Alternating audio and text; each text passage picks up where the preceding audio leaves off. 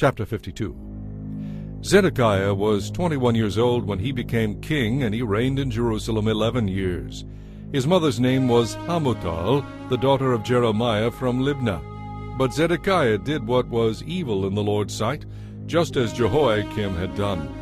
So the Lord, in his anger, finally banished the people of Jerusalem and Judah from his presence and sent them into exile. Then Zedekiah rebelled against the king of Babylon.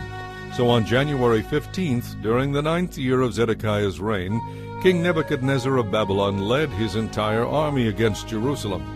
They surrounded the city and built siege ramps against its walls. Jerusalem was kept under siege until the 11th year of King Zedekiah's reign.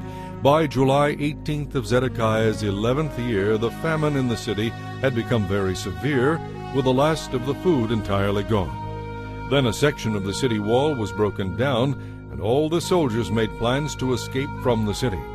But since the city was surrounded by the Babylonians, they waited for nightfall and fled through the gate between the two walls behind the king's gardens. They made a dash across the fields in the direction of the Jordan Valley. But the Babylonians chased after them and caught King Zedekiah on the plains of Jericho, for by then his men had all abandoned him. They brought him to the king of Babylon at Riblah in the land of Hamath, where sentence was passed against him. There at Riblah the king of Babylon made Zedekiah watch as all his sons were killed. They also killed all the other leaders of Judah. Then they gouged out Zedekiah's eyes, bound him in bronze chains, and led him away to Babylon. Zedekiah remained there in prison for the rest of his life. On August 17th of that year, which was the 19th year of Nebuchadnezzar's reign, Nebuzaradan, captain of the guard and official of the Babylonian king, arrived in Jerusalem. He burned down the temple of the Lord, the royal palace, and all the houses of Jerusalem. He destroyed all the important buildings in the city. Then the captain of the guard supervised the entire Babylonian army as they tore down the walls of Jerusalem. Nebuzaradan, captain of the guard, then took as exiles some of the poorest of the people and those who remained in the city, along with the rest of the craftsmen and the troops who had declared their allegiance to the king of Babylon. But Nebuzaradan allowed some of the poorest people to stay behind in Judah to care for the vineyards and fields. The Babylonians broke up the bronze pillars, the bronze water carts, and the bronze sea that were at the Lord's temple, and they carried all the bronze away to Babylon.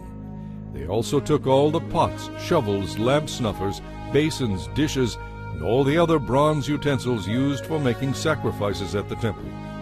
Nebuzaradan, captain of the guard, also took the small bowls, fire pans, basins, pots, lampstands, dishes, bowls used for drink offerings, and all the other utensils made of pure gold or silver.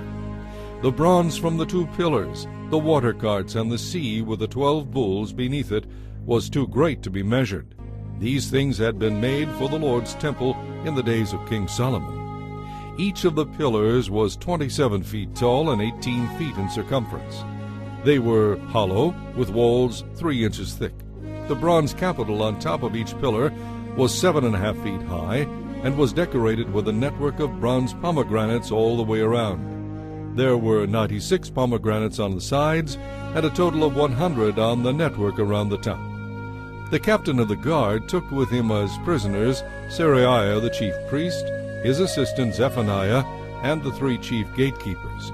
And of the people still hiding in the city, he took an officer of the Judean army, 7 of the king's personal advisers, the army commander's chief secretary, who was in charge of recruitment, and 60 other citizens.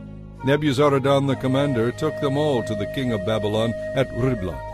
And there at Riblah in the land of Hamath, the king of Babylon had them all put to death. So the people of Judah were sent into exile from their land.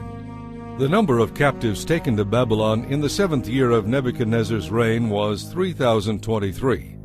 Then in Nebuchadnezzar's 18th year he took 832 more. In his 23rd year he sent Nebuzaradan as captain of the guard, who took 745 more, a total of 4,600 captives in all. In the 37th year of King Jehoiachin's exile in Babylon, Evil-Merodach ascended to the Babylonian throne. He was kind to Jehoiachin and released him from prison on March 31st of that year. He spoke pleasantly to Jehoiachin and gave him preferential treatment over all the other exiled kings in Babylon. He supplied Jehoiachin with new clothes to replace his prison garb, and allowed him to dine at the king's table for the rest of his life. The Babylonian king also gave him a regular allowance to cover his living expenses until the day of his death.